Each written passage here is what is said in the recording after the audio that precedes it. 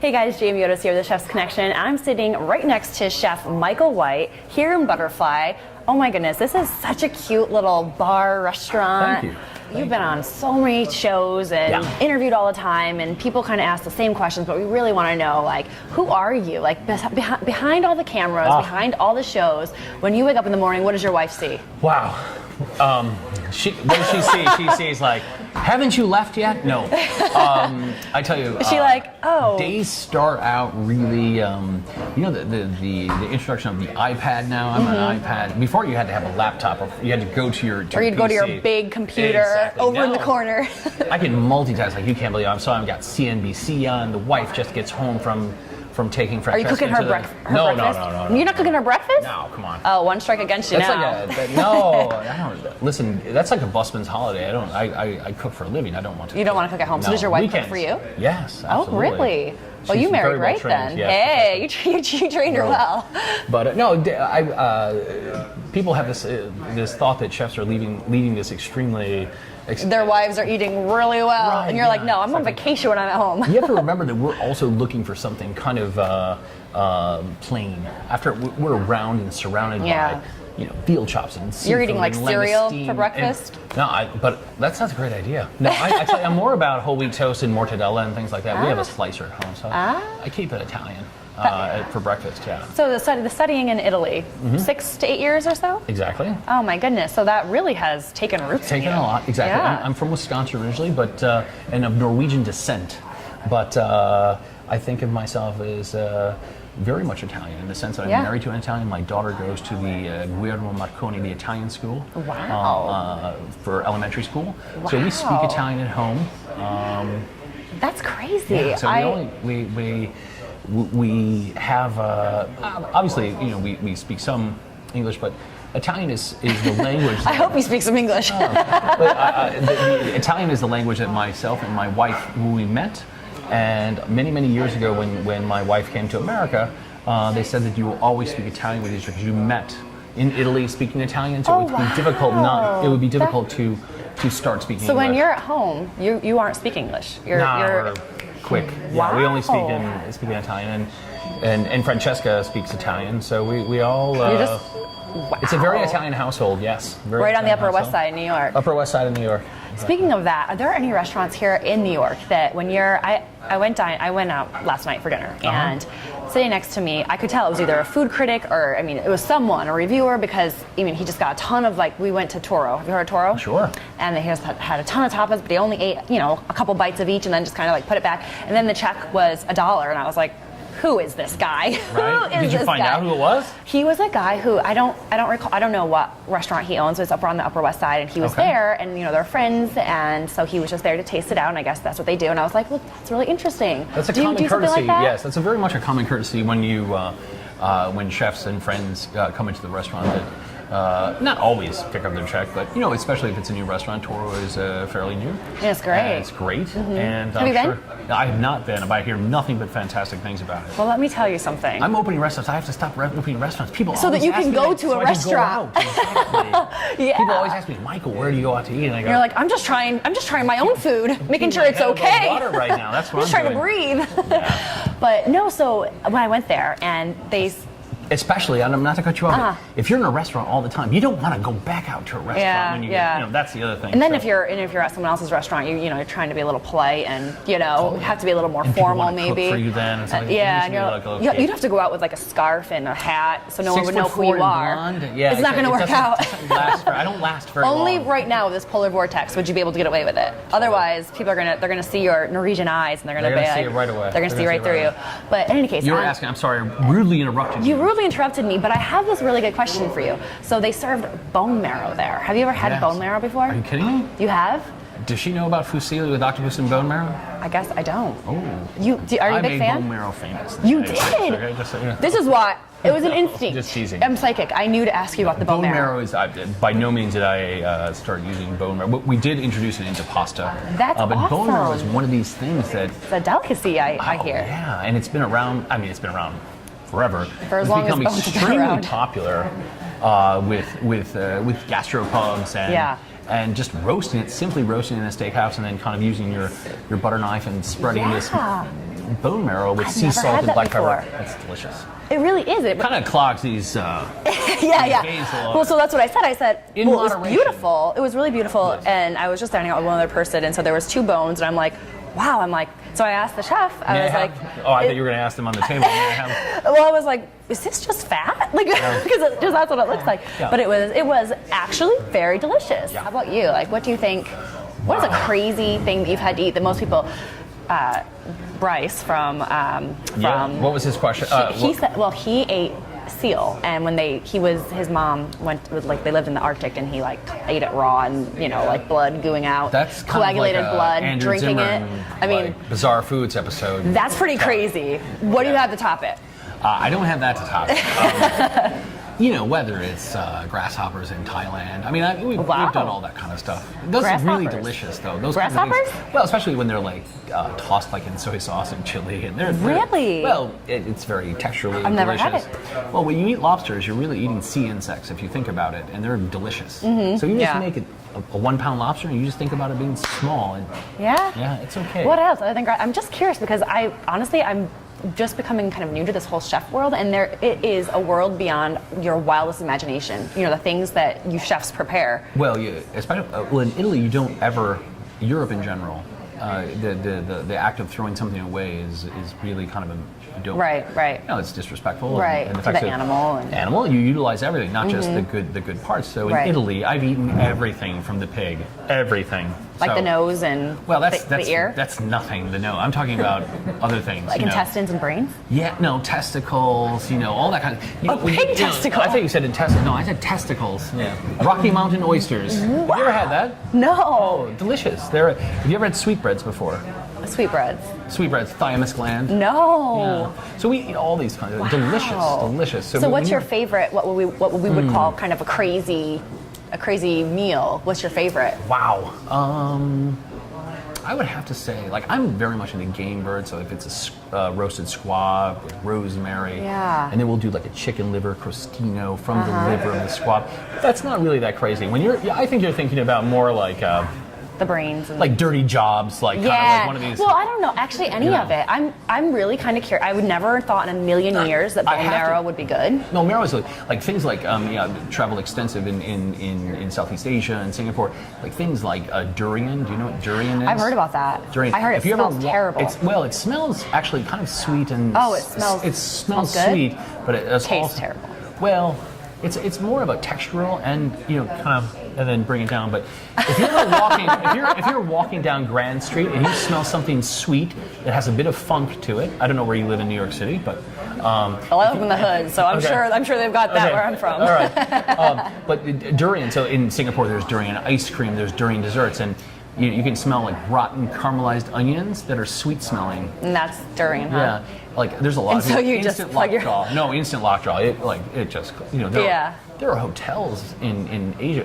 It'll say outside, no durian fruit. Allowed? Outside, yeah. Because wow. people bring it in and eat So it. are you a fan of this or you're not? Yeah, absolutely not a fan of it. Not a fan of it. Yes, it doesn't. It does not go down. No. It gets Not even with the nose pinched off. Not no. happening.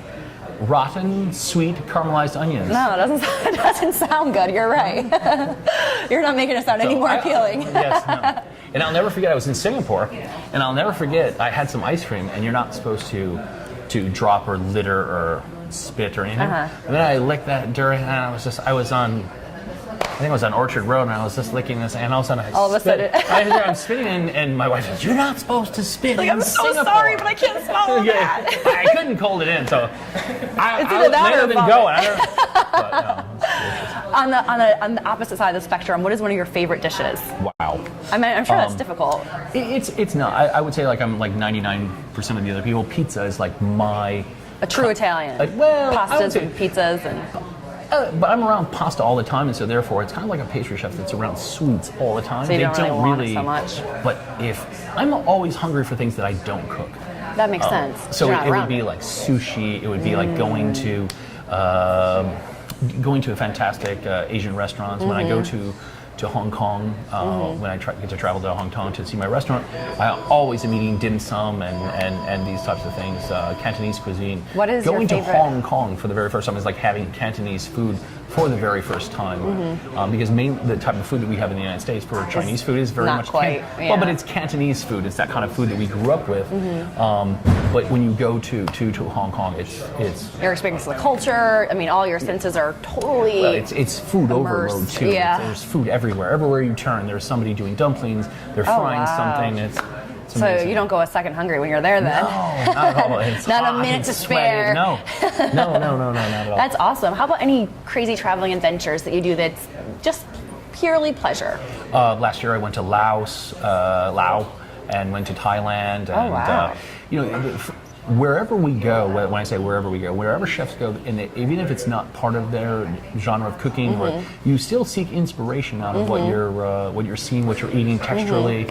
Somebody asked me what my best lunch was, and I was in the jungle in Thailand last year with my wife, and they laid out these palm leaves, and we sat and we had a lunch, but we had sticky rice and banana leaves, and it was the most fabulous lunch, but it was not heated. We had bananas and all these kinds of picnic in the jungle, if you will. Wow, that's it was so amazing, awesome. and dried pork that we picked up at the market and things like that. And so you're eating this very satiating type of pork, but it's dry. And I don't want to say it's petrified, but it would be fried and kind of chopped in small pieces. And it was like a little sack. But you're eating this, and you feel like you're eating something so much more than just like a little bag finger of food. Exactly. Wow. Yeah, so that was a highlight last year. You've had some crazy great experiences. Very fortunate. Very fortunate. Don't take it for granted. That's awesome. In the kitchen, there are so many fun tools and gadgets, and there is a whole world of kitchen gadgets. Is there something that you swear by?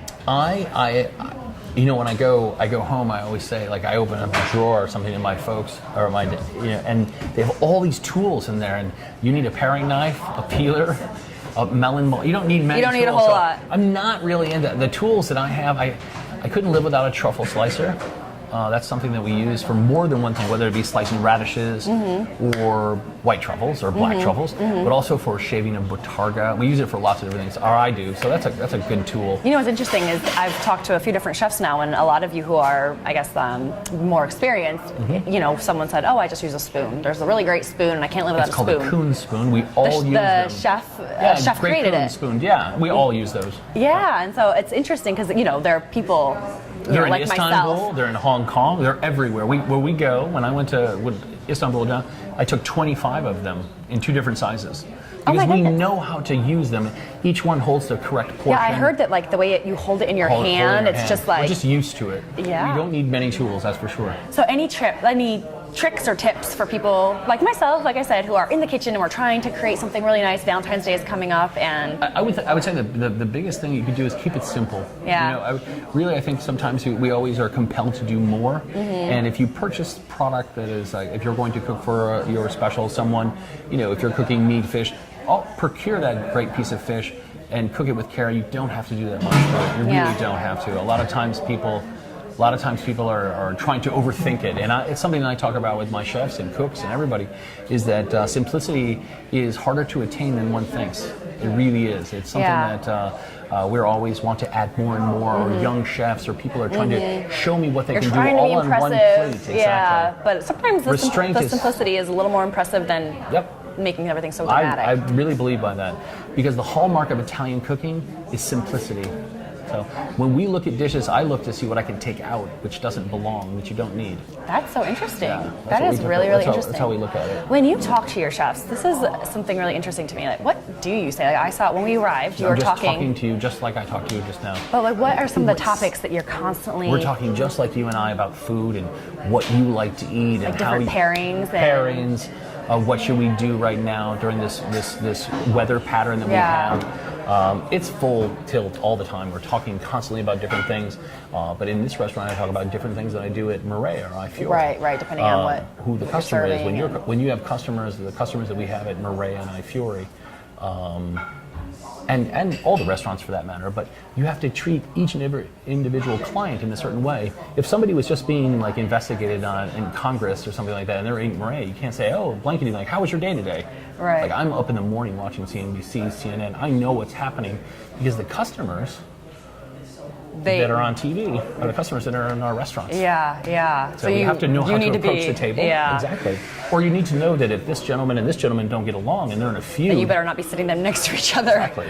Yeah. So it's very restaurant business. Wow, there's more politics business. than you would think. I mean, there's politics in everything. We're just scratching the surface. It's really many things to do. Wow. Any one person in particular? I mean, you have so much experience, and you've been around. There are a lot of people who actually look up to you. Right. How about for you, though? Is there any one person that you're looking up to? I mean, I like to say that I look up to anybody who does their craft in a certain manner. And they're passionate about it. Passionate about it, exactly. Yeah. That's one of the things. Yeah. There's people say, "What's your favorite meal? What's the best glass of wine you had?" I'm so fortunate to be so involved in this that I've had numerous glasses of. And to pick one, it's like it's like choosing the best lollipop when there's so many different flavors. Exactly, or trying to pick your favorite song from that one group. Yeah. It's kind of hard to do. Or people say, "What's your favorite thing on the menu?" Well, because we created them all, it's hard. I actually kind of like them all because it depends on what you want to eat. Yeah. Or the question, let's say, is the fish fresh here? We buy 40. I can't say that on TV. No, it's actually from the Hudson River. We just went fishing right out there. If it's on the menu, it's fresh. It's on the menu, it's fresh. That's so funny. Or they might say, is there mercury in this? And you're like, what do I look like, Jock Cousteau? No, I'm just kidding. Don't put this on. You know that's going on. What do I look like, Jock Cousteau? Are we done? Jane, stop. I'm getting him in trouble. I gotta go to a restaurant. It's 5 o'clock. I gotta go to work. That just means we have to have a cocktail and keep talking. Then it gets really fun. Yeah, this is solid TV, right? He's giving us some good stuff. We'll take it. She's just smiling the whole time. The little sound bites. She's like, I'm gonna be a producer again, right? Is this fresh? Is this fish fresh? No. I mean, like, she's leaving you and gonna. No, and she better not leave either. No. Okay. Do we get what we want? Then you better not leave. I think so. I think you did great. How about any funny stories? We love getting like a quick funny story from the kitchen.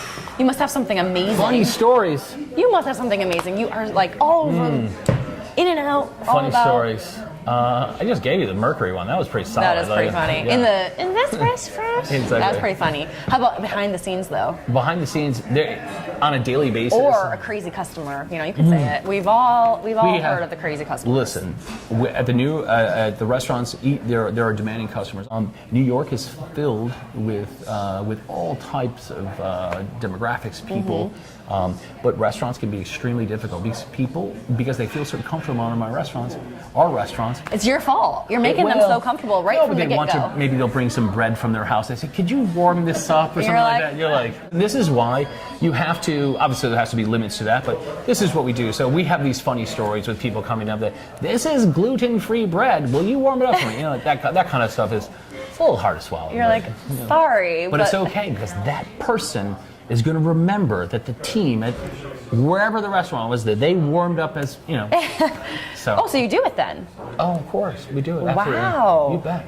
So you demanding customers.